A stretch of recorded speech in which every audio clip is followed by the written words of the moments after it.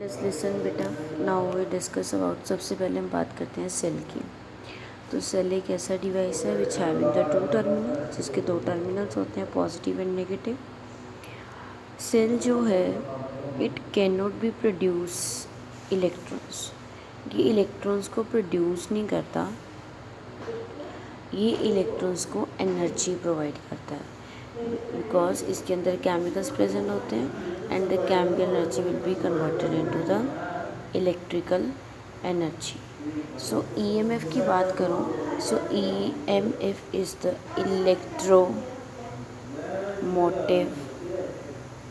Force. अब EMF होती क्या है?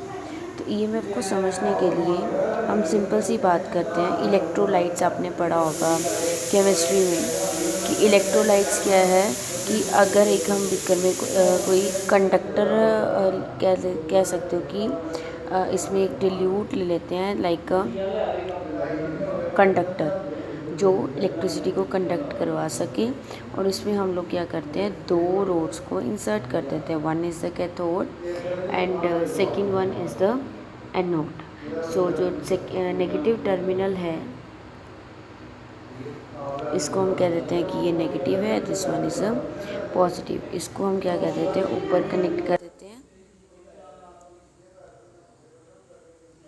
ऊपर कनेक्ट कर देते हैं हम लोग सेल के साथ। अब वो होता क्या है कि current will be flow from the positive to negative and the electrons will be flow from like this way. अब होगा क्या कि जैसे जैसे करंट पास होता जाएगा, इलेक्ट्रॉन्स जो है वो इस साइड को मूव करते जाएंगे। तो मेरा क्वेश्चन ये है कि क्या इलेक्ट्रॉन्स यहाँ पे स्टेबल रहेंगे? फिर ये सर्किट कैसे बनेगा?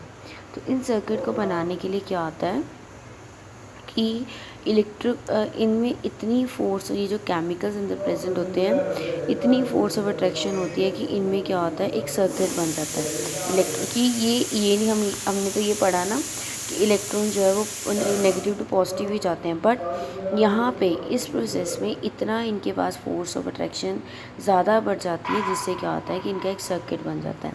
इलेक्ट्रॉन होता है यहाँ से अपने एनर्जी बैक फिलअप करता है, देन वापस जाके यहाँ पे जो हमने सपोज जो डिवाइस की कनेक्टिविटी की वहाँ पे, इन दिस वे ये सर्किट जो है वो कंप्लीट होता है। बट कहता कि ईएमएफ है क्या, ईएमएफ होगी कब?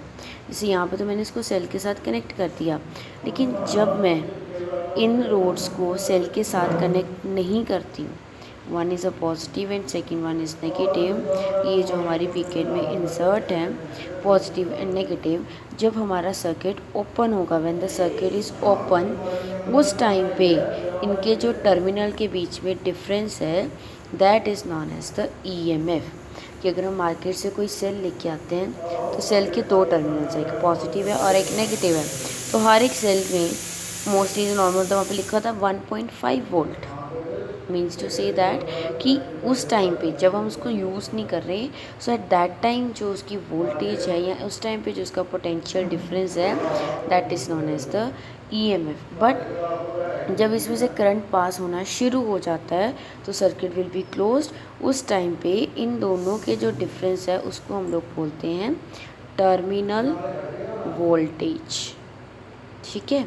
And one thing more, it's ये जो है आपका EMF, it's denoted by the epsilon. ये जो सिंबल होता है इसको हम बोलते हैं एप्सिलॉन।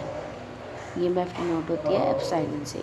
अब हमने क्या बोला कि एक्चुअली में होता क्या बेटा कि जितना एक्चुअल में वोल्टेज लिखा होता है इतनी वोल्टेज हमें वो सेल दे नहीं पाता। उसका रीज़न क्या होता है कि हर एक सेल में उसका अपना रेसिस्टेंस होती है। उसकी अपनी रेसिस्टेंस क्या करती है कि जब वो केमिकल के साथ कंडक्ट करके इलेक्ट्रिसिटी जनरेट करता है, at that time the sum of the obstructions will be occurred, and that time जो सेल की अपनी रेसिस्टेंस होती है that is known as the internal resistance and it is denoted by the R. ये आपके कुछ थिंग्स हैं जो आपको पता होनी चाहिए। बेसिक इलेक्ट्रोमोटिव फोर्स क्या है, जब सर्किट ओपन होता है एट टाइम टर्मिनल्स में जो डिफरेंस है that is a EMF which is denoted by epsilon. But when the current is flown through it and the circuit is closed, and at that time that difference is known as the terminal voltage, and during the flow of current there is some loss, some obstructions will be occurred, there is some loss of voltage will be there, and that is due to the internal resistance. Internal resistance note होती है are से। अब हमने बोला cell की अपनी resistance, लेकिन ये होती तो सेल के अंदर है, लेकिन जब हम सिंबॉलिक रिप्रेजेंटेशन करते हैं सर्किट में तो उसको हम सेल के साथ रिप्रेजेंट करते हैं। जो सेल के साथ रिप्रेजेंट होती है that is the internal resistance of the cell.